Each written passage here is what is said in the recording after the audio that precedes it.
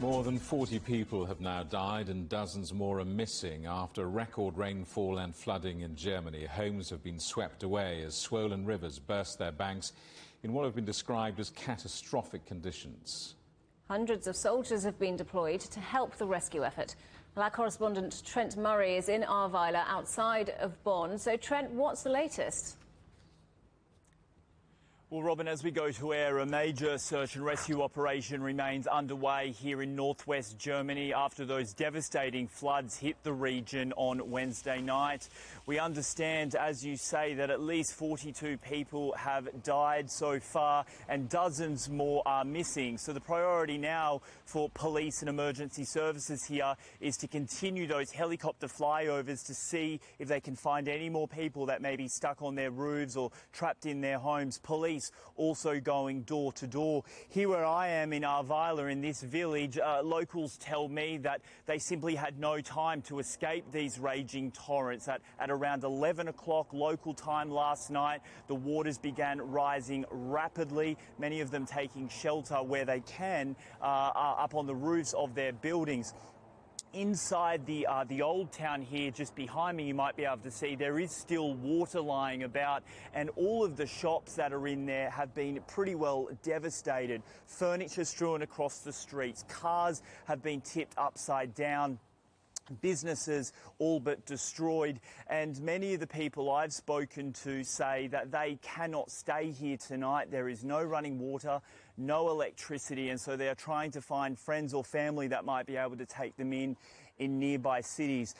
As you might imagine, with such a dramatic and frightening event that we saw, there are stories now emerging of some very close escapes for people in this region. One of them is Edgar Gillison. He told us just how scary the night was. I was standing up there and I was looking down here, how it was flowing through. Our community centre just crushed and it struck the bridge over there now. And a 40-ton truck must be stuck in there as well. A house was standing over there and tilted entirely. You can't imagine. You know this from TV or elsewhere. Nothing like this. Just one of many stories that are starting to emerge from the scene here. One woman as well told me tragically that as she was evacuated today, she saw the body of her dead neighbour as she left. Unfortunately, she was unable to escape in time from these rising waters.